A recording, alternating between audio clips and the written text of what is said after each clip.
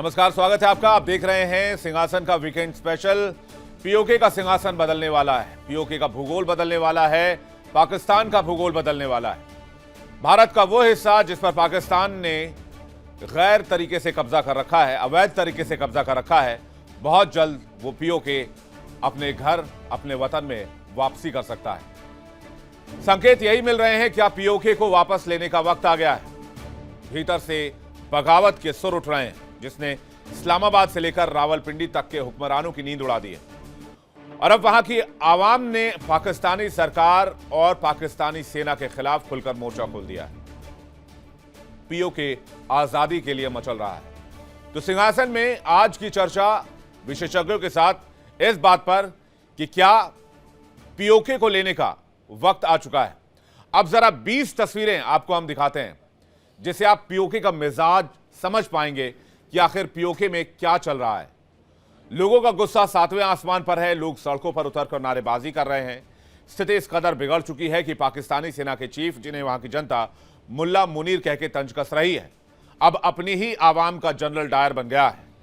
PoK में अधिकारों की लड़ाई लड़ रहा संगठन ज्वाइंट अवामी एक्शन कमेटी यानी JAAC आज सरकार के अत्याचारों के खिलाफ डटकर खड़ा है, जिसकी गवाही ये 20 तस्वीरें दे रही हैं। लेकिन पाकिस्तानी हुकूमत इस आवाज को लोकतांत्रिक तरीके से सुनने की बजाय इसे बेरहमी से कुचल रही है।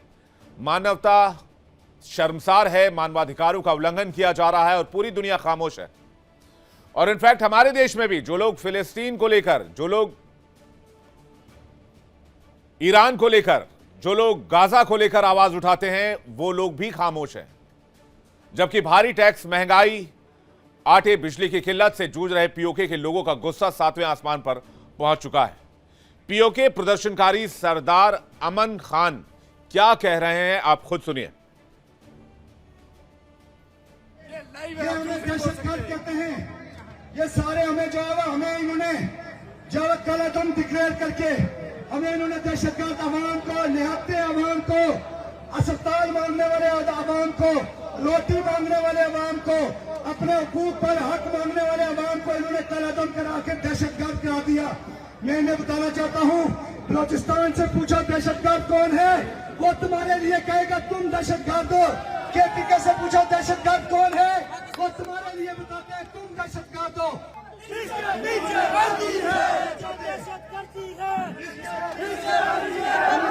कहना चाहते हैं कल का सूरज इंशाअल्लाह हुक्मरानों के लिए एक नई मौत साबित होगा।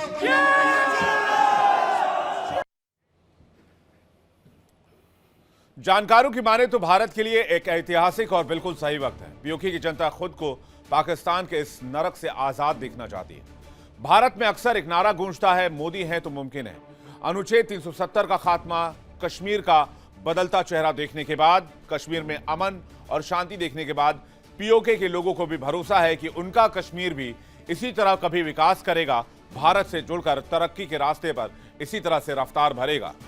भारत के लिए क्या पीओके को लेने का वक्त आ गया है? इसके संकेत कैसे मिल रहे हैं, चलिए इसे समझने की कोशिश करते हैं। पीओके में बढ़ती अस्थिरता भारत के लिए एक मुफीद मौका देता है। पीओके में भारत कोई बड़ा कदम ले सकता है, क्योंकि भारत आज की तारीख में इतना स्ट्रेंथ रखता है। भारत पहले भी इस इलाके में एयर स्ट्राइक कर चुका है। राष्ट्रीय सुरक्षा पर भारत की जीरो टॉलरेंस की नीति है। पीओके को भारत अपना अभिन्न अंग मानता है और बाकायदा पीओके के लिए भारत ने अपनी कॉन्स्टिट्यूएंसी में और जम्मू कश्मीर के विधानसभा में सीटें खाली छोड़ी गई हैं। इधर पीओके में पाकिस्तानी सेना के विरोध में प्रदर्शन बहुत जबरदस्त हो गया है। पाकिस्तान की आंतरिक रणनीति इस वक्त बहुत खराब है, समीकरण बिगड़ा हुआ है, पाकिस्तान की फौज चौतरफा घिरी हुई है।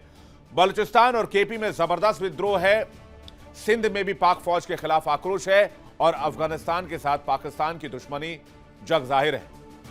पाकिस्तान की फौज ऐसे हालात में डर रही है, थर थर कांप रही है, क्योंकि उन्हें डर है कि अगर भारत ने इस जन आक्रोश के बीच कोई बड़ा कदम उठाया तो वो इस सिचुएशन को नहीं संभाल पाएंगे। पाकिस्तान टूट जाएगा। अगर पीओके अलग हुआ तो बलूचिस्तान में भी मांग उठेगी, खैबर पख्तूनख्वा में भी मांग उठेगी, सिंध के इलाके में भी मांग उठेगी। पाकिस्तान की कंगाली, उसकी सेना का जुल्म और पीओके की जनता का भारत के प्रति बढ़ता विश्वास, ये तीनों ऐसी कड़ियां हैं जो इशारा कर रही हैं कि अखंड भारत का सपना दूर नहीं है। पाकिस्तान चाहे जितनी साजिशें कर ले, वो अपने ही आवाम के गुस्से के आगे घुटने टेकने को मजबूर है। ये वक्त है भारत के गौरव का, ये वक्त है पीओके को वापस लाने का। तो क्या यह मुमकिन है आज के सिनारियो में? बातचीत करने के लिए आज स्टूडियो में बहुत खास मेहमानों को हमने आमंत्रित किया है। हमारे साथ लेफ्टिनेंट जनरल संजय कुलकर्णी है, रक्षा विशेषज्ञ, बहुत स्वागत है सर आपका। हमारे साथ मेजर जनरल के सिन्हा है, रक्षा विशेषज्ञ, बहुत स्वागत है सर आपका। हमारे साथ ग्रुप कैप्टन डी.के. पांडे हैं, रक्षा विशेषज्ञ, बहुत स्वागत है सर आपका। हमारे साथ ग्रुप कैप्टन तपेश चौधरी हैं, रक्षा विशेषज्ञ, बहुत स्वागत है आपका। चलिए चर्चा की शुरुआत करते हैं। सबसे पहला सवाल के सिन्हा सर मेरा आपसे है, इस पूरे सिचुएशन को आप कैसे देख रहे हैं? जय हिंद बेबी। जय हिंद सर। देखिए, आज की जो परिस्थिति हम देख रहे हैं पीओके के अंदर में, वो परिस्थितियां बहुत बार 1947 से आई निकल गई, और हमारा जो एक हमारा ये सपना नहीं है, ये हमारी विश्वास है कि आज़ादी अभी अधूरी है। ये मैं नहीं कह रहा हूँ, यदि आप अटल बिहारी वाजपेयी को आप पढ़ें तो उन्होंने एक लिखा है और कहा है, बड़े मंचों में कहा है कि आज़ादी अभी अधूरी है क्योंकि पीओके की हम लोगों ने इनको नहीं जोड़ पाए। मौके बहुत आए, मौके बहुत निकल गए। यदि हम आपको लंबा लिस्ट होगा कि अब हम उसको बड़े आसानी से ले सकते थे, और ऐसी कंडीशन थी 65 में, 71 में, 47 में तो हम लेते लेते हमें रोक दिया गया। उसके बाद इवन कारगिल वॉर के समय ये परिस्थितियां बनी थी, मगर हम छोड़ गए। आज आप बात करना चाह रहे हैं कि आज की परिस्थितियां, तो एब्सोल्युटली ये केवल नहीं कि वो सीमाओं के इस पार या पाकिस्तान के अंदर में क्या परिस्थिति बनी है, विश्व के अंदर में जो परिस्थितियां हैं आज सभी, यदि डोनाल्ड ट्रंप ग्रीनलैंड की बात करते हैं, वेनेजुला में चले जाते हैं, पुतिन जा करके उन चीज़ों को लेना चाहते हैं जहां रशियंस हैं यूक्रेन के अंदर में, तो भारत, देखिए, विश्व की ये परिस्थितियां पहले कभी नहीं बनी। आपने बोला ना क्या ऐसा समय आया है, क्योंकि यदि साहस करते हैं, आप लेने की चेष्टा कर, जो हमारी कैपेबिलिटी है, वी कैन टेक इट। अंदरूनी पाकिस्तान टूट रहा है, वहां से आवाजें आ रही हैं। उन्होंने, देखिए, यूके के अंदर में एक आवाज उठी है, 2 दिन पहले मैं सुन रहा था, वो कहते हैं कि हम छीन के लेंगे आज़ादी, ये कह रहे हैं, और उन्होंने ये भी कहा आपका बाप भी देगा आज़ादी। इसके पहले वहाँ से आवाज़ें उठी थी कि ये जो दहशतगर्दी आप देख रहे हैं, इसके पीछे वर्दी है। आपने मुल्ला मुनीर की बात की है, तो पीओके के अंदर जो ज्वाइंट एक्शन कमेटी है, ज्वाइंट बड़ा इंपॉर्टेंट है, लोग शायद इस चीज़ को नहीं समझते कि ज्वाइंट एक्शन कमेटी पूरी, वहाँ बहुत बड़े फैक्शंस हैं, पर उनका ज्वाइंट डिक्लेरेशन है कि हमें ये चाहिए। और एक बार वहाँ बहुत बड़ा जलजला आया था, आपको पता होगा, जलजला, उस समय भी एक बड़ी अपॉर्चुनिटी, क्योंकि वहाँ लोग तो वॉक करके इंडिया में आना चाहते थे, जो आज भी वो दस्तक दे रहे हैं आपके डोर पे। यदि आप इसको नहीं लेंगे, और इसको लेने का तरीका केवल मिलिट्रली नहीं है, मिलिट्रली एक ऑप्शन है, हम दूसरे ऑप्शंस की बात मैंने सुना है अपने रक्षा मंत्री से, जब वो ऑप्शंस की बात करते हैं, मगर धक्का तो देना ही पड़ेगा आपको इस बार से। कुलकर्णी सर, देखिए, जो परिस्थिति आज हम देख रहे हैं, ये काफ़ी दशकों से धीरे धीरे करके इस मकाम पर जा पहुंची है कि इसका हमें लेने की ज़रूरत है, वो अपने आप हमारे पास आएगा। ये तो रक्षा मंत्री भी कह बिल्कुल अपने आप आएगा। इट्स लाइक राइप एप्पल, अपने आप गिरेगा और अपने हमारे यहाँ विलय होगा। उसने, जैसे आपने शुरुआत में कहा, कि वो जब देख रहे हैं कि जम्मू कश्मीर में किस प्रकार से ज़बरदस्त उन्नति हो रही है, उस उन्नति को देख करके वहाँ पर, क्योंकि इकोनॉमिक क्राइसिस है, पॉलिटिकल क्राइसिस है, गवर्नेंस क्राइसिस है, और लगातार जो पाकिस्तान की जो सरकार है जो बैठी हुई है, वो वहाँ से कंट्रोल करती है, और उसको लेकर के जिस प्रकार से सिन्हा साहब बता रहे थे, ये जॉइंट आवाम एक्शन कमेटी, ये एक ऐसा समूह है जो सब इसमें शामिल है, मतलब समूह of civil rights people, of religious people, traders, सब मिलकर के बने हुआ, और वो अपनी आवाज़ उठा रहे कि जो 12 सीटें हैं 45 में से, वो 12 सीटें की सारी जो सीटें हैं वो पाकिस्तान सरकार उसको नियुक्त करती है। कहने के लिए तो कहा जाता है कि वो लोग हैं जो कश्मीर में आना चाहते थे और पूरे पाकिस्तान में बिखर गए, तो लेकिन वहाँ के जो लोग हैं वो ये कहते हैं कि ये जो सीटें हैं, इसके द्वारा पूरा गवर्नेंस मॉडल ख़राब हो जाता है, और जो जिस प्रकार से उन्होंने गवर्न करना चाहिए। अब हम बार बार जब हम पीओके बोलते हैं, भारत के लिए पाकिस्तान ऑक्यूपाइड कश्मीर है, पाकिस्तान के लिए ये दो डिफरेंट कॉन्टेक्स्ट में आता है, एक आज़ाद कश्मीर और एक गिलगित बाल्टिस्तान। तो ये जो Gilgit Baltistan is about 72,000 square kilometre और ये आज़ाद कश्मीर जो है ये तकरीबन 13,000 स्क्वायर किलोमीटर का एरिया पाकिस्तान के कब्ज़े में है। और ये जो एरिया है जिसको ये आज़ाद कश्मीर कहते हैं, 26 अक्टूबर 1947 को the instrument of accession was sign. बिल्कुल 22 अक्टूबर 1947 को वहाँ से जो कबायली बोलते हैं वो सारे के सारे कश्मीर को लेने के लिए पहुँचे और 24 अक्टूबर 1947 को इन्होंने आज़ाद कश्मीर घोषित किया पाकिस्तान के अंदर। और ये लोग अब उनको लग रहा है कि काश वो हिंदुस्तान के साथ होते हैं और वहाँ पे जैसे तो पहले हमने सॉल्व कर लिया होता अगर हम पूर्व की सरकार उसको बिल्कुल जैसे आप कह रहे हैं मोदी है तो मुमकिन है। आज नारे वहाँ लग रहे हैं कि हमें क्या कहा कि विलय होना है, हमें भारत में विलय होना है, क्योंकि वहाँ पे वाकई परिस्थिति जो है बिजली को लेकर के, इन्फ्लेशन को लेकर के, खाने पीने को लेकर के, डिस्क्रिमिनेशन जो है इतना ज़्यादा है पीओके के अंदर।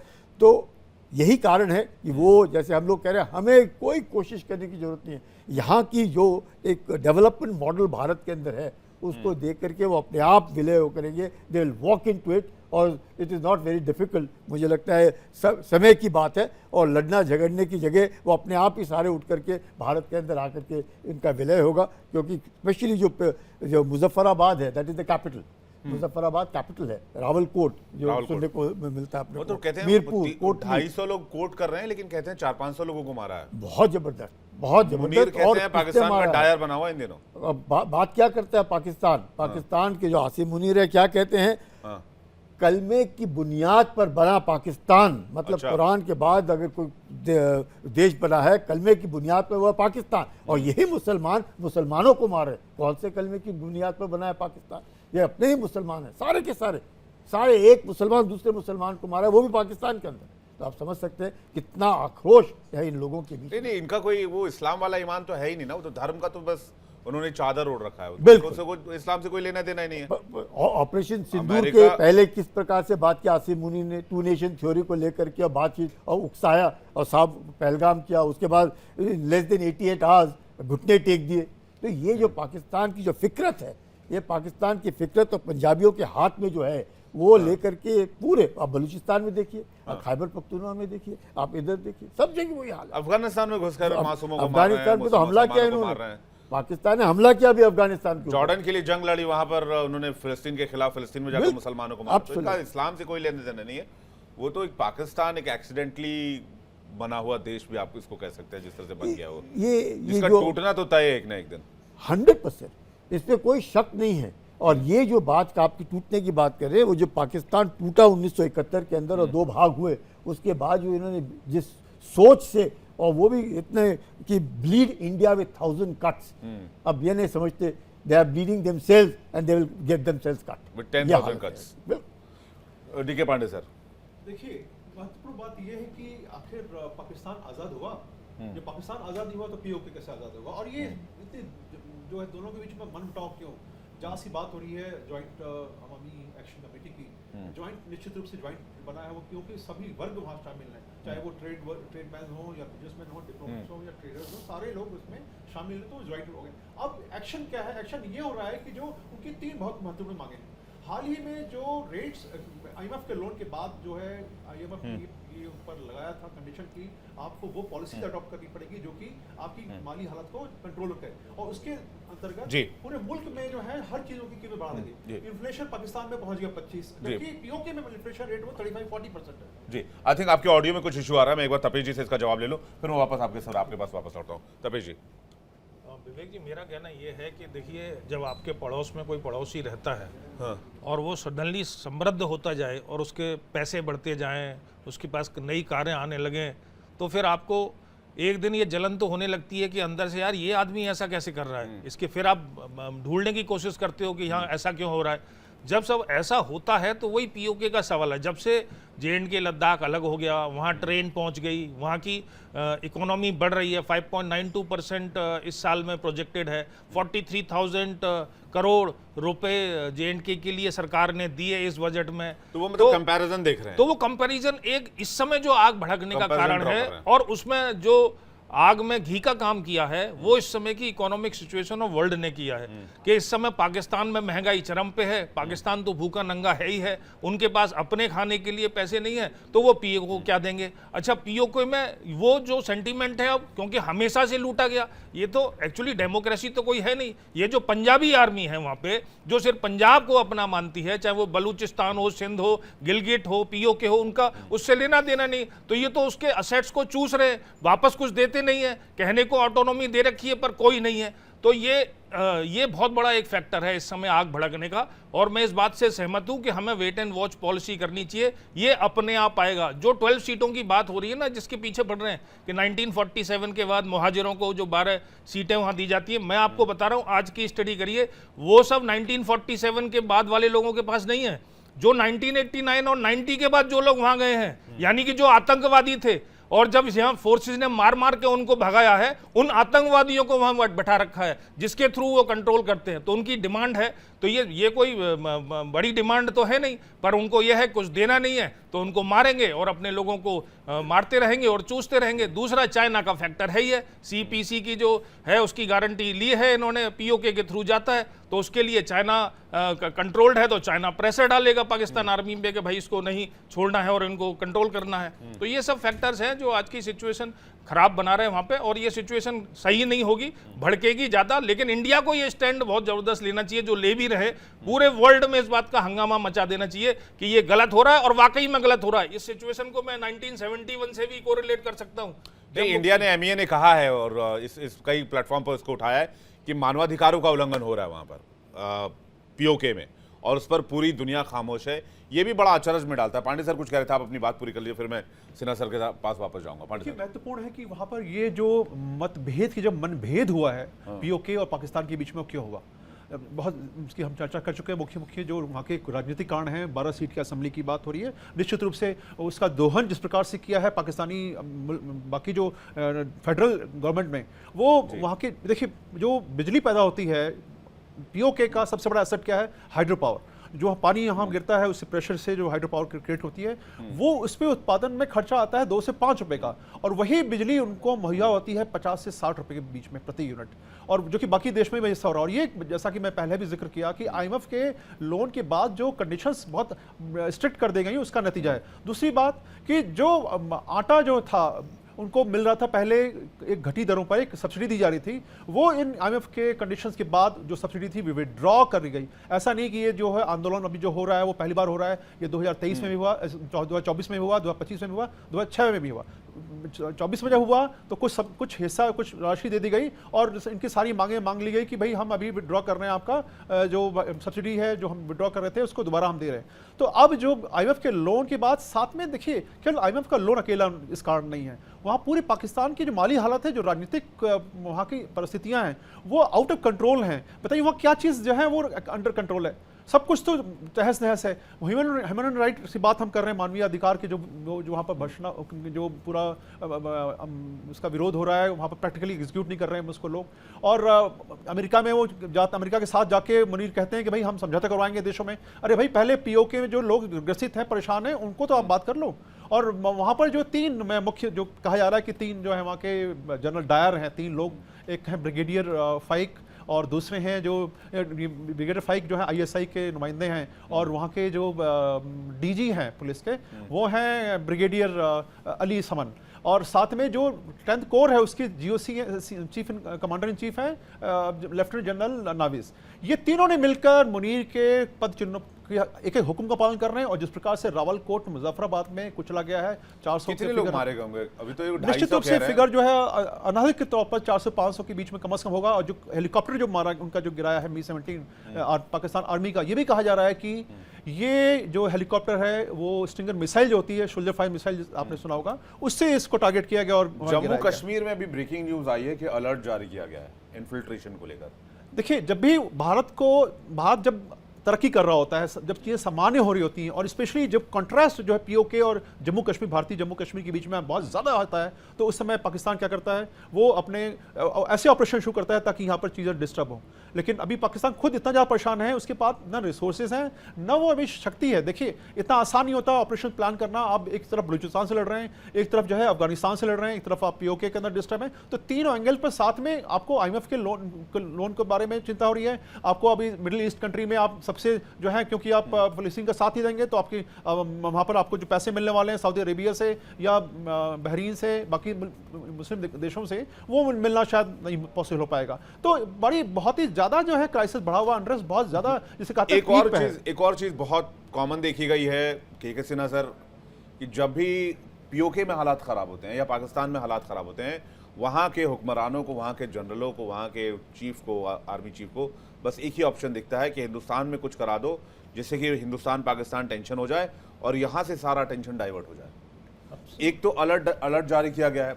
एक और खबर आई कि भारत ने 12 nuclear warheads ready to fire mode में असेंबल कर दिए हैं। ये जो चर्निंग इस वक्त चल रही है और इसकी सोशल मीडिया पर बहुत बाज़ है, इसके क्या मायने हैं? देखिए, 2 सवाल आपने किए हैं कि जब भी पाकिस्तान डिस्टर्ब होता है तो उसको डाइवर्ट करने के लिए वो कुछ ना कुछ करता है। हाँ। और ख़ास करके आसिम मुनीर जो हैं वो जुगुलर वेन मानते हैं, और यात्रा हमारी शुरू होने वाली है, अमरनाथ यात्रा। हाँ जी, यात्रा है, उसके सुरक्षा समीक्षा चल रही है, मेरे ख्याल आज ही चल रही है। हमारे चीफ भी गए हैं वहाँ पर, और अजीत डोवाल साहब हैं, होम मिनिस्टर हैं। बात यह है कि एक समय है ऐसा है, और पाकिस्तान के लिए मेरा मानना है एक्सटेंडेड हैंड काफ़ी उनका अच्छा है। ये यदि हम ये कह लें कि वो कर नहीं पाएंगे, उनका बहुत है। यदि वो डिसाइड करते हैं तो वो करेंगे, और वो कर सकते हैं। इसको आप यदि लेंगे कि नहीं कर सकते हैं तो आप कहीं ना कहीं गलत हैं। और हमारा सरकार भी बहुत लंबा वहाँ पर रहा है। जब पाकिस्तान डिसाइड करता है, चाहे वो जुगुलर वेन की कहानी हो, कब वो कर सकता है। दूसरी बड़ी बात मेरी मानना है कि यदि आप ऐसा कि समय आएगा और अपने आप चीज़ें हो जाएंगी आपके फेवर में, तो शायद हमारी कहीं ना कहीं गलती होगी। जो कर्मों का एक विधान होता है ना, उसके अगेंस्ट। देखिए, जब हमने 94 में कहा और रेजोल्यूशन पास किया पार्लियामेंट में, हमने पास किया ना कि हमारा अभिन्न अंग है, इसके पहले रेजोल्यूशन पास नहीं हुआ था। 24 सीटें हमने मुहैया करवाई वहाँ के असेंबली के लिए। बिल्कुल, हाँ। और वो देखिए 8 है मुजफ्फराबाद में, मीरपुर, ये सबको हम कराएं तो 24 बनती हैं। एक ऐसा सजेशन आया था कि इन एब्सेंसिया, यदि आप मानते हैं कि उसके पार्लियामेंट में, तो वहाँ के लोग चाह रहे थे कि भारत में आए और इसके फिल करें ये 24 सीट। आज भी यदि भारत डिसाइड करता है तो it can be filled from people from PoK. PoK की जब बात करते हैं, इसका एक लार्जमेंट हुआ है 5 अगस्त 2019 में, जब पार्लियामेंट के पटल से 370 का ये चल रहा था, पहले दिन की बात है। तो इन्होंने और इसको रिकॉर्ड किया गया है, it is recorded now in parliament, कि जब हम पीओके की बात करते हैं, गिलगित बल्तिस्तान की बात करते हैं, अक्साई चिन की बात करते हैं, क्यों कहा गया। और उसके बाद आपने सुना होगा 2022 में जो चाइना ने किया था गलवान में, बेसिकली इसके ऊपर किया था, और हमने उसकी मुंहतोड़ जवाब दी है। उस समय भी एक अपॉर्चुनिटी आई थी कि we would have done something bigger. देखिए, आपको ये कहेंगे कि लोग वहाँ से चल के आ जाएंगे, 71 में भी ऐसा नहीं हुआ था। अवामी उस समय हमारा एक फोर्स ऑपरेट करता था वहाँ पर इनसाइड 1971, क्योंकि मेरे ब्रदर थे, मेरे फादर उस समय इन्वॉल्व थे, तो मुझे पता है कि वो क्या चीज़ें हुई थी। करना तो पड़े, आज हम कर रहे हैं, ऐसा नहीं कि मैं आपके चैनल में बता रहा हूँ कि हम कर रहे हैं, मिलिटरली भी कर रहे हैं, और करना पड़ेगा। क्योंकि 2013 के बाद 2015 में जब सी पैक आया तो चाइना का इन्वॉल्वमेंट वहाँ पर हो चुका है। चाइना ने बहुत इन्वेस्ट किया है उस इलाके में, और जब भारत स्टैंड लोन मोड पे कुछ करेगा, चाइना, और देखिए ऐसे नहीं आ जाएगा, वहाँ के लोग को दबा दिया जाएगा, सप्रेस कर दिया जाएगा, they will be bribed and the situation will carry on, और फिर यह डिस्कशन 10 साल बाद भी यही चलता रहेगा। We have to do it and we have to learn. हमें इजराइल से सीखना पड़ेगा इसराइल यदि ग्रेटर इसराइल की बात कर रहा है तो ये मिलिट्री माइट है भी अपने पास, हम जा सकते हैं कभी भी। 100% है। अभी ऑपरेशन सिंदूर को इसलिए नहीं रोका, इसको केवल पॉज किया गया है इसीलिए। इसका कारण भी है ना, केवल ये नहीं, रन ऑफ कच्छ की भी जब हम बात करते हैं तो देखिए ये ऐसा नहीं है कि कोई ऐसा डोमेन की मैं बात कर रहा हूँ, it is a military thinking. हमारे यहाँ also we have a lot of things you know which I can divulge, आपको नहीं डाइवल्ज कर सकते हैं, मगर हमारे पास है।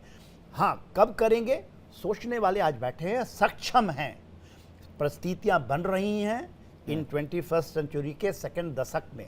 25 का समय निकल गया, 2025 का आने वाला, और आप देखेंगे जब कहा जाता है ना कि जो लीडर है उसका नाम कि वो सक्षम है, यदि वो बालाकोट जा सकता है, जब ऑपरेशन सिंदूर में 9 कैंप, उसको देख करके दुनिया के सारे देश यही कर रहे हैं ना अभी, हमारे ही को फॉलो कर रहे हैं। हमारे जो हमने जो किया, वी स्ट्राइक अदर न्यूक्लियर देश है ना, वो भी न्यूक्लियर है। आपने दूसरा सवाल मेरे से ये किया कि भारत ने, हमारे पास पहले हमने आज के अलग-अलग रखा, 20 और न्यूक्लियर आर्सेनल को बढ़ाया है, जो हमारे 170 से 190 के आसपास में हम ले गए।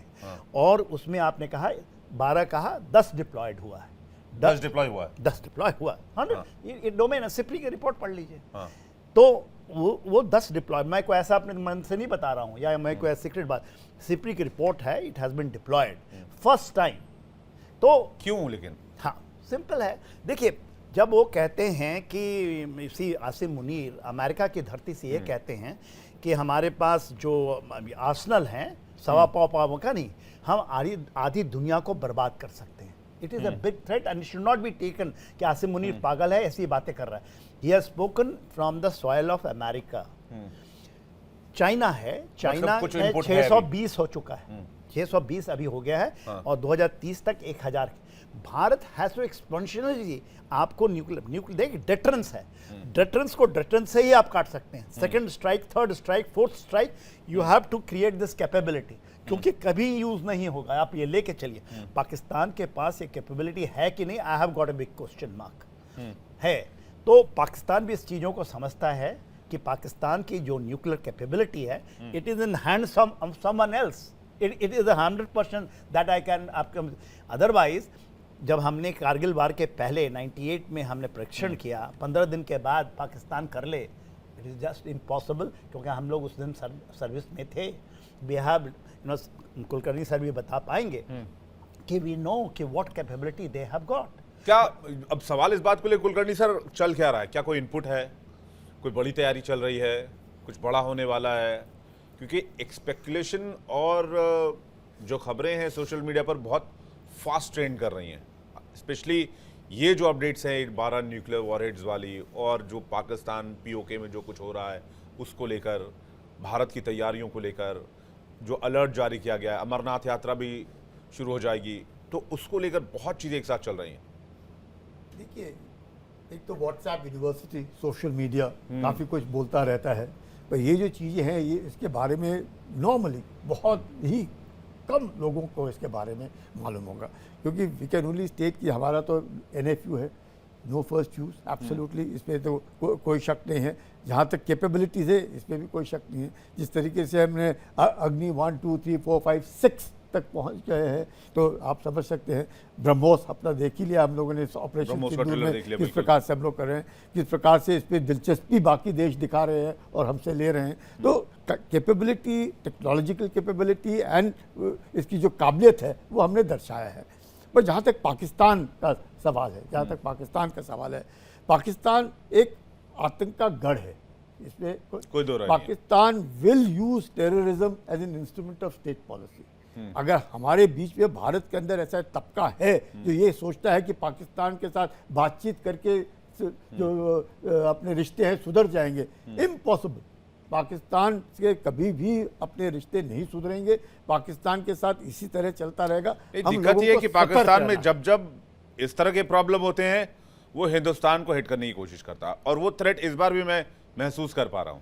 पर अब इस बार भी आप देखिएगा कितना भी, अब बलूचिस्तान में बार बार वो कहते हैं कि भारत का भारत हाथ ने है, किया। भारत का नहीं, हाथ ये है। पीओके वाला भी कह रहे हैं भारत कर रहा है। अब इसमें पीओके वाले में उनको खुद ही मालूम है कि अंदरूनी ही जो वो हालात कह रहे हैं कि ये भारत वो करवा रहा है। गवर्नेंस के जो हालात हैं, जो खुद चाहते हैं कि ये 12 सीटें, जिसके कारण क्योंकि इसमें 2 भाग है, जैसे हमने कहा Gilgit Baltistan is directly control, या आज़ाद कश्मीर जिसे वो बोलते हैं आज़ाद कश्मीर, हम पूरे इलाके को पाकिस्तान ऑक्यूपाइड कश्मीर कहते हैं। इसमें गवर्नेंस का मॉडल अलग है, गिलगित बाल्टिस्तान का गवर्नेंस का मॉडल उनका अलग है। तो ये जो गवर्नेंस मॉडल है जिसमें तकरीबन इनका अपना कोर्ट है, इनका अपना पार्लियामेंट है, अपना प्रधानमंत्री है, सब कुछ अपना है इधर, उसके बावजूद वो कहते हैं हमारे पास तो कुछ भी नहीं है, everything is controlled directly by Pakistan from Islamabad. ये जो परेशानी आ रही है, और ये इसके कारण जब वहाँ पे जो आक्रोश है आज की तारीख में, उसको संभालना अब पाकिस्तान को बहुत मुश्किल है। आप देखिएगा तहरीक तालिबान पाकिस्तान किस तरीके से ठोक रहा है,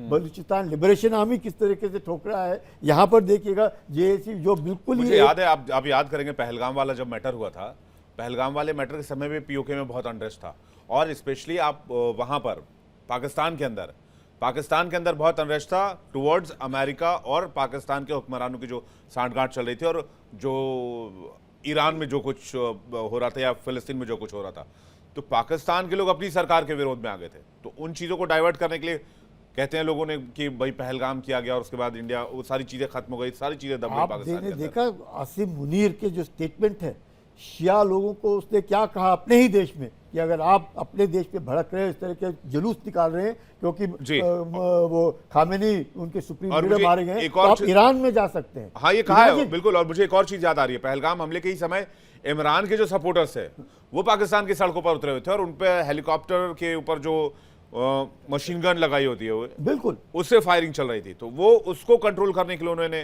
पहलगाम किया था, ऐसे भी कुछ एक्सपर्ट्स दावा करते हैं। तो इस बार भी क्या कुछ ऐसा हो सकता है? मैं पांडे सर आपसे जानना चाहूंगा, क्या एंटिसिपेट कर रहा है ये 12 न्यूक्लियर वॉरेंट्स की क्या कहानी आपकी? देखिए, सिप्री जो है, एक कहा जाता है कि पहले तो स्विट्जरलैंड में है, स्टॉकहोम पीस रिसर्च इंस्टीट्यूट इसी इसका नाम भी है, और बहुत ही रिलायबल इसको वॉचडॉग कहते हैं, कई लोग विसिल ब्लोअर भी बोलते हैं, और इसकी फंडिंग जो है वो स्विट्जरलैंड से ही होती है। तो ये एक बहुत रिलायबल स्रोत मानता है, लेकिन सबसे बड़ी लिमिटेशन जो है, इसके सोर्सेज जो है इन्फॉर्मेशन के, वो ओपन डोमेन है। तो ये कहना कि जो कह रहा है वो एक शब्दशः सही होगा, इस पर बहुत बड़ा प्रश्न चिन्ह है। तो अभी देखना होगा, लेकिन जो भी सूचना मिली है उसके आधार पर परिस्थितियां निश्चित रूप से कहा जाता है ना कि कहीं न कहीं अगर आग है तभी वो धुआं निकलता है, तो वो धुआं, हम उस धुआं के बारे में हम निश्चित रूप से मैं बात करनी होगी। जो भू राजनीति है इस क्षेत्र में वो निश्चित रूप से चिंताजनक है, क्योंकि भारत के जो पड़ोसी हैं वो अब सब जो है अखाड़े में उतरने को तैयार हैं, कम से कम उत्तरी और पश्चिमी दिशा में तो यही हो रहा है। अब ये जो हालात बताया जा रहा है कि जो हमारी पॉलिसी क्या थी, हमारी पॉलिसी थी पहले, देखिए एनएफयू के अंदर कोई चेंज नहीं आया, नो फर्स्ट यूज में कोई चेंज नहीं है इनके, विद इन दैट डोमेन हमारी पॉलिसी थी कि वॉर हेड और डिलीवरी सिस्टम्स को हम अलग रखते थे, बाई स्टैटिक थे। क्यों रखा गया था? इसलिए रखा गया था कि कोई भी जो है जबरदस्ती लॉन्च करना चाहे तो वो ना कर पाए, और हम अपनी शांति को बनाए रखें। जब चीजें जो है तनाव में ग्रस्त होंगी, एस्केलेशन लेटर जब बढ़ेगा तो हम उस कंडीशन में इनको दोनों को हम असेंबल करेंगे और फिर आपको इसको एक्टिवेट करेंगे। लेकिन अभी एक्टिवेट किया गया, क्यों किया गया?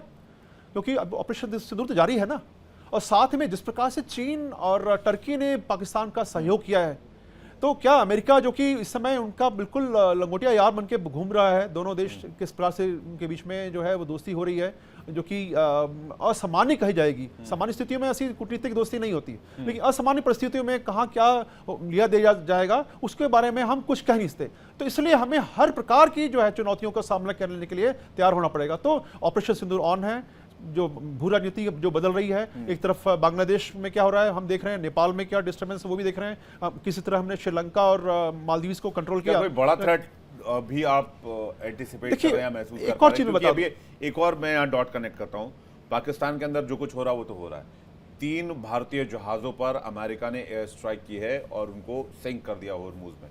इसकी चर्चा भी बहुत कम हो रही है, लेकिन ये बहुत गंभीर विषय है। देखिए, मैं एक बात और उसकी पूरी कर दूं सिप्री रिपोर्ट की। देखिए, लगभग 20,000 जो टोटल न्यूक्स हैं पूरे विश्व में, इसमें से लगभग 4,000 एक्टिवेटेड हैं, रेडी टू फायर मोड में हैं। तो ऐसा कहना कि अगर हमने उसको ऑपरेशनल रेडीनेस को इन्हांस कर दिया, इसका मतलब नहीं कि वो फायर होने जा रहे हैं, क्योंकि उसके अंदर बहुत सारी दूसरी कंडीशंस हैं। जब सिस्टम जो है वो अंदर रहता है, बाई स्टैटिक कंडीशन में रहता है, तो उसकी लाइफ कुछ और होती है। जब आप ऑप्शनल कंडीशन में डालते हैं तो उसकी लाइफ कुछ और होती है। तो बहुत सारी लिमिटेशंस हैं, इनको लिमिटेशन देखते हुए और इनको बनाना, इनको संभालना, इनका रख रखाव इतना सहज नहीं होता। तो इन सभी चुनौतियों को देखते हुए सभी लोग चाहते हैं, और स्पेशली भारत जो कि शांति के लिए प्रसिद्ध है, वो चाहता है कि भाई हमें क्यों डिस्टर्ब कर रहे हैं सब समीकरणों को। तो हम चाहते थे, लेकिन अब जो वर्तमान स्थिति को डिमांड है, अगर आपको, और हम कब यूज करेंगे, हमारे नो फर्स्ट यूज क्या कहता है कि हमारी ये जो क्रेडिबल डिटरेंस होना चाहिए, यानी कि उसकी जो आग जल रही है उसकी तपन ऐसी होनी चाहिए कि महसूस करे आपका दुश्मन कि हाँ इसमें आग है और ये कभी भी हमारे पास थी है, तो वो बटे, वो डिटरेंस क्रिएट करने की। जी। दूसरी बात कि क्योंकि आज भारत को पता है कि अगर पीओके में कुछ हो रहा है तो पाकिस्तान मिस एडवेंचर कर सकता है, तो उसके बदले हम पहले वो लॉन्च करेंगे तब हम ये करेंगे। लेकिन जो समय लगता इस अचानक जो फायर के बीच में, जो आपकी प्रिपेयर्डनेस आपने उसको एनहांस कर दी, जो आपके रेडीनेस था, जो समय लगता है उसको, दोनों सिस्टम को आप डिलीवरी हेड तक लाते, वॉर हेड को उसके डिलीवरी सिस्टम तक लाते और फिर असेंबल करते, उसमें टाइम लगता है, इतना आसान तो नहीं है ये सब। तो आपने क्या किया, उस समय को बचा लिया। अब डिटेक्शन और लॉन्च के बीच में जो डिस्टेंस था, उस समय था, उसको आपने लगभग शून्य कर दिया। बिल्कुल। तो ये मैं एक और बात मजेदार चीज कहना चाहूंगा, द्वितीय विश्व युद्ध के बाद किसी भी देश ने न्यूक्लियर वेपन्स का प्रयोग नहीं किया। क्यों? सबको पता है कि इससे बहुत ज्यादा डैमेज होता है, मानवीय हितों को कितना नुकसान पहुंचाता है। देखिए आज तक नागासाकी के लोग जो हैं किस प्रकार से जैविक कारणों से परेशान हैं, हम पूरा विश्व जानता है, तो कोई भी नहीं चाहता। और ये दूसरी बात ही कहा जाता है कि ये सुसाइडल है, आपने मेरे पे मारा, मैं आप पे मारूंगा तो बचेगा कौन? भाई आखिर आप लड़ रहे हैं, किसके लिए लड़ रहे हैं? आप चाहते हैं कि विजयी हो, हम अस्तित्व रहे आपका, तो अस्तित्व खत्म करना, तो इसलिए कहा जाता है सुसाइडल वेपन्स भी हैं। अब जहां तक बात रही, आपने दूसरा जो प्रश्न पूछा, जो कहा कि वो 3 जो हमारे जहाज 8, 9, 10 3 लगातार 3 दिन एक एक हुआ। पहले दिन जो एम्प्टी स्टलबेटो बेलो, जहाँ तक सेटलो बेलो, जहाँ तक मुझे नाम याद आ रहा है, उसमें 24 लोग थे, 21 लोगों को बचा लिया गया, 4 लोग हैं। देखिए पलाऊ देश का झंडा लगा हुआ था, तो ये कहा जा रहा है कि ये ईरान के शेडो टैंकर्स थे, क्योंकि चीन जो है और बाकी देश जो हैं वो तेल वहाँ से जो है गलत तरीके से अपना वहाँ से लेने का प्रयास करते हैं। तो अमेरिका ये क्लेम कर रहा है, हालांकि वो कुछ भी हो, आखिर भारतीय लोग थे और ये अमेरिका को वहाँ पर जो टीम थी उनको पता था कि इंडियंस ऑन बोर्ड हैं। तो ये निश्चित रूप से कूटनीतिक रूप में हमने अपना चिंता जाहिर की है, लेकिन इस पर कितना असर पड़ेगा ये थोड़ा सा कहना इस समय जज्बाती मतलब होना ठीक नहीं रहेगा। लेकिन ग्राउंड पर स्थिति यह है कि जो वो कोई सुन नहीं रहे किसी की बात। हालांकि जब वो नॉर्मली क्या है, एसओपी क्या है कि आप कोई देखते हैं टैंकर आ रहा है, उससे पहले वार्न करते हैं कि आप नियम तोड़ रहे हैं, या तो जाइए हम अटैक करेंगे, उसके बाद आप अटैक करते हैं। यहाँ पर नहीं, सीधा अटैक कर दिया गया, तो 4 लोग पहले दिन मरे, दूसरे दिन बाद में फिर 3 लोग मरे, और अभी जो एमटी विजय की बात हो रही है, ये तीनों फिर अब देखना है कि किस प्रकार से आगे शांति स्थापित होती है उस जगह। हालांकि नहीं, लेकिन भारत के जहाज़ों को इस तरह से हिट करना, भारत का न्यूक्लियर वॉरहेड्स को एक्टिवेट करना, पीओके में अनरेस्ट बढ़ जाना, पाकिस्तान के अंदर बलूचिस्तान में हमले बढ़ जाना, ये जो आसपास की चीज़ें हो रही हैं वो बहुत एक अलग सा सर्कमस्टांसेस क्रिएट कर रही हैं। तपेश जी, आप इसको कैसे देखते हैं? फिर मैं सर आपके पास आ रहा हूँ। मैं इसको ऐसे देखता हूँ, पहले तो पीओके की बात करता हूँ कि एक्चुअली हमारी कुछ पॉलिटिकल गलतियाँ रहीं पास्ट में, हमें बहुत सारी ऐसी अपॉर्चुनिटी मिली। भले जनरल साहब ने भी बताया कि मेरे ख्याल से 1971 सबसे बड़ी अपॉर्चुनिटी थी, जब प्रेसिडेंट निक्सन के प्रेशर को हमने वॉर पाकिस्तान को इंगेज करने से पहले नहीं माना, तो हमने बाद में कैसे वो प्रेशर किया और हम इतना अंदर तक घुस के वापस आए। हमारे पास 93,000 सैनिकों ने किया, हमने एक नया देश पैदा कर दिया। एक तो ये तो बहुत ही आसान था उस समय लेना। चलो उस समय के प्रेशर होंगे, हो सकता है कि हम यहाँ बैठ के बोल सकते हैं, उस समय का प्रेशर जो पॉलिटिकल लीडर उस चेयर पे होता है वही फील कर सकता है। तो अपॉर्चुनिटी तो है, लेना तो पड़ेगा, इसमें तो कोई डाउट नहीं है, बट ये कब और कैसे वो एक छोटा सा सवाल है। दूसरी बात, सिचुएशन ऐसी है आज की डेट में पाकिस्तान में कि आप अपना इंडिया का आज बॉर्डर खोल दीजिए, मैं गारंटी देता हूँ 50% पाकिस्तानी इंडिया में घुस जाएंगे। आप इंडिया का बॉर्डर फिर इंडियंस को बोलिए तो यहाँ गारंटी देने वाली कोई बात है ही नहीं। तो बांग्लादेश का बॉर्डर खुला हुआ, सारे घुस जाते हैं। तो ये दिखता है कि कहाँ कैसी सिचुएशन है। शायद इंडिया का खोल दोगे पाकिस्तान की तरफ तो टुकड़े टुकड़े गैंग के 2-4 लोग चले जाएं, लेकिन जहाँ तक कोई यहाँ से मुसलमान छोड़ के नहीं जाएगा, ठीक है। तो लेकिन ये मुसलमान वाली बात नहीं है, ये बात ये है कि हमें जो आपने बोला MEA ने स्टेटमेंट दिया, दिया, बहुत अच्छी बात है। हमें हर इंटरनेशनल मीडिया में, हर इंटरनेशनल न्यूज चैनल में, हमारे पॉलिटिकल सर्कल्स में जितने भी लोग काबिल हैं, हमें इस चीज मुद्दे को अब उठाने की बहुत ज़रूरत है, क्योंकि इसमें चाइना साइलेंट प्लेयर नहीं है, अब चाइना बहुत एक्टिव प्लेयर है। तो अब हमें, जब हम उठाएंगे, जब पाकिस्तान और बांग्लादेश में हिंदुओं पे अत्याचार हो रहे थे, तो शायद हमें जितना बोलना चाहिए था हमने नहीं वो बोला। सारी चीजें मुझे लगता है मेजर्स ली जा रही होंगी, उसके ऊपर काम भी हो रहा होगा। क्या कोई थ्रेट एंटिसिपेट कर रहे हैं आप? थ्रेट तो 100% एंटिसिपेटेड है। ये तो कोई भी अनपढ़ आदमी भी इस समय बता सकता है कि जब सिचुएशन पाकिस्तान में ऐसी है हर तरफ, तो उसको ध्यान डाइवर्ट करने के लिए ही यहाँ पे कुछ ना कुछ अटैक किया जाएगा, और इसीलिए हमारी फोर्सेस जो हैं हाई अलर्ट पे हैं। दूसरा, ऑपरेशन सिंदूर ऑन है। जो आप न्यूक्लियर वॉरहेड की बात कर रहे हैं, मैं इसमें जाता नहीं कि वो डिप्लॉयड है नहीं डिप्लॉयड है, मैं मान के चलता हूँ डिप्लॉयड है। स्ट्रेटेजिक पोस्चरिंग बोलते हैं, डिटेरेंस बोलते हैं, यानी कि हम ये बोल रहे हैं कि ऑपरेशन सिंदूर ऑन है। अगर तुमने इस बार ऐसा किया तो हमें पिछली बार से ज़्यादा तगड़ा जवाब देना पड़ेगा। अब तो गवर्नमेंट के ऊपर ये इनकम्बेंट है ना कि अब हम ऐसा तो हो नहीं सकता कि इस बार फिर से ऐसा कोई अटैक हो और हम इस बार चुपचाप रह जाएं। तो हमें इस बार और ज़्यादा तरीके से मानना पड़ेगा, और ये पाकिस्तान को समझना पड़ेगा कि अगर अब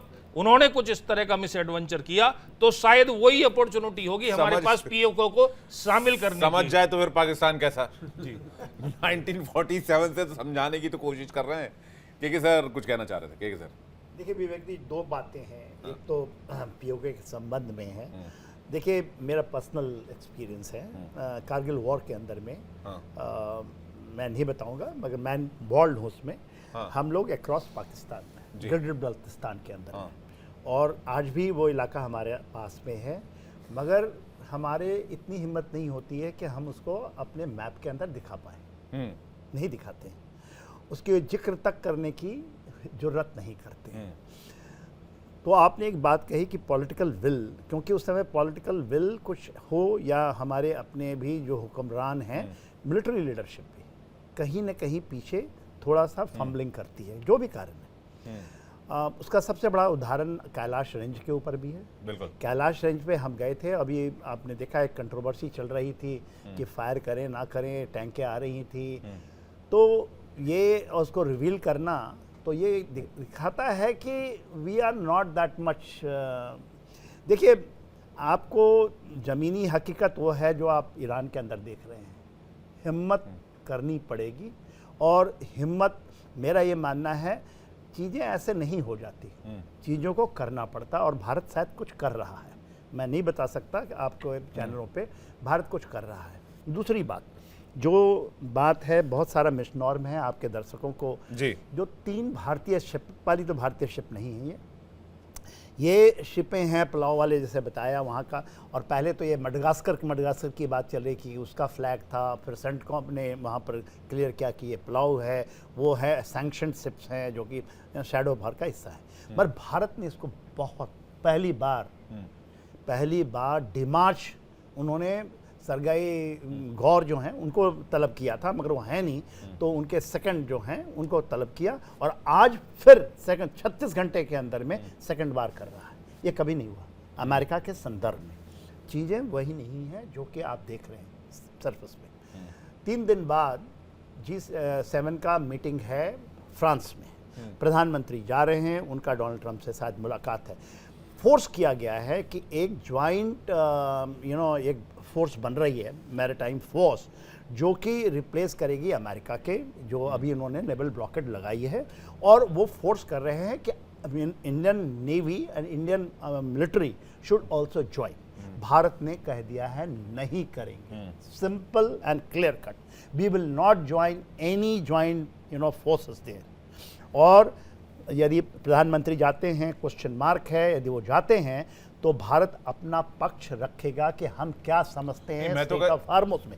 मैं आपके दर्शकों के लिए बता रहा हूं, जब मैं एक सिंपल सा ये रिक्वेस्ट करना चाहता हूं, आप लोगों के जरिए भी करना चाहता हूं, कि हमें अमेरिका के साथ अभी किसी भी तरह के प्रेशर में नहीं आना चाहिए। हमें रशियन ऑयल की तरफ जाना चाहिए, हमें वेनेजुएलन ऑयल को भी छोड़ देना चाहिए, और इस बात का कड़ा विरोध जताना चाहिए जिस तरह से 3 भारतीय जहाज़ों पर हमला और 3 भारतीयों की मौत हुई है, जिस तरह से हमारे जहाज़ को निशाना बनाया गया है।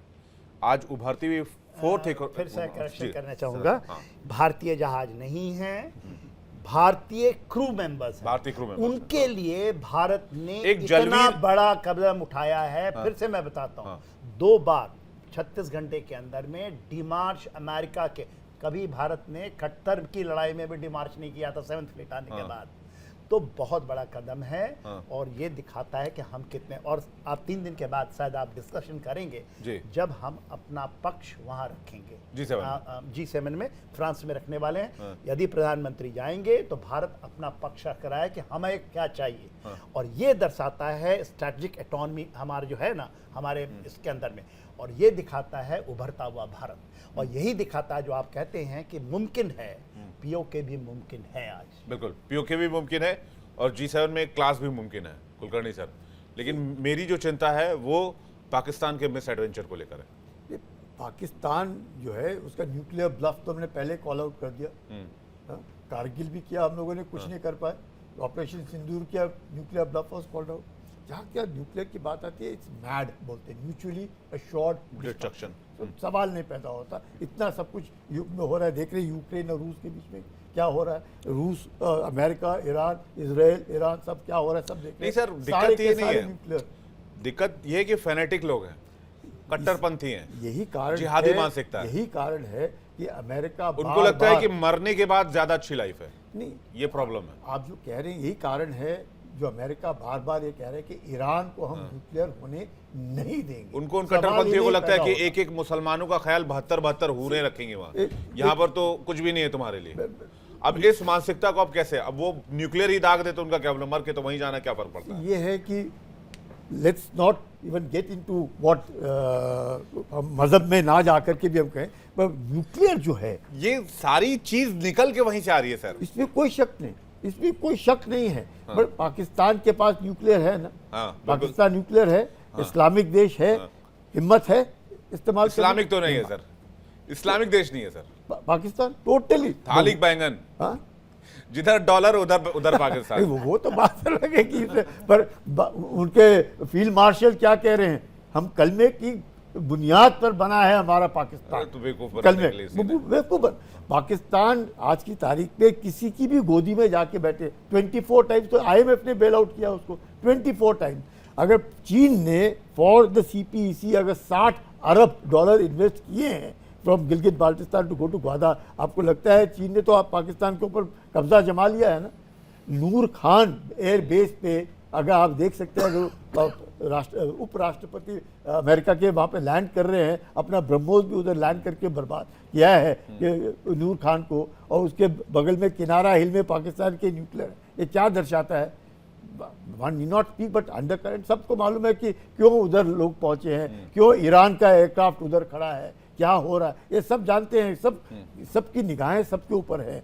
लेकिन पाकिस्तान को हम लोगों ने ज़्यादा क्रेडिट नहीं देना चाहिए, लेकिन हमने सतर्क रहना चाहिए, क्योंकि पाकिस्तान हमेशा आतंक को इस्तेमाल करेगा, उसको चीन उकसाएगा, उसको अमेरिका मदद करेगा। ये पाकिस्तान को क्रेडिट दिया जाए, खुद जो मुल्क खुद क्रेडिट कार्ड पर चल रहा हो सर, उसको किस बात का क्रेडिट दिया जाए? वो खुद ही कंगाल है। और सबसे बड़ी बात कि हमें हमारे सिक्योरिटी फोर्सेस पर पूरा यकीन है, हमारे सिक्योरिटी फोर्सेस पर हमें गर्व है, और हम जानते हैं कि हम कैपेबल हैं, हम पीओके कभी भी ले सकते हैं। अब सिन्हा सर की बात से मैं एग्री करता हूं कि हमें वेट नहीं करना चाहिए, अब जो मेजर्स हैं वो लेने चाहिए और काम शुरू कर देना चाहिए, और इस बात को लेकर भी यकीन है काम जारी हुआ कहीं ना कहीं। अब मेहमानों का बहुत शुक्रिया हमारे साथ जुड़ने के लिए, बहुत ना कीमती वक्त देने के लिए बहुत बहुत धन्यवाद। जय हिंद, जय भारत। दर्शकों आपका भी बहुत बहुत शुक्रिया हमारे साथ जुड़ने के लिए। खास पेशकश में फिलहाल इतना ही, वक्त एक छोटे से ब्रेक का है, फौरन लौट रहे हैं।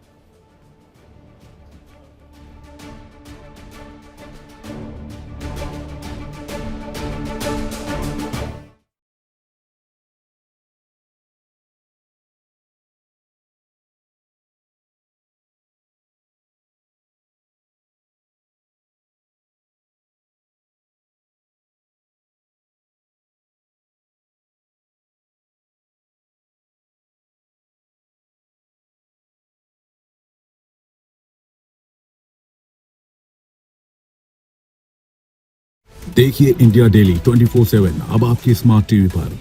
इंडिया डेली मौजूद है सभी डिजिटल प्लेटफॉर्म पर लाइव और लगातार। इंडिया डेली 24/7 हर दिन राष्ट्र को समर्पित।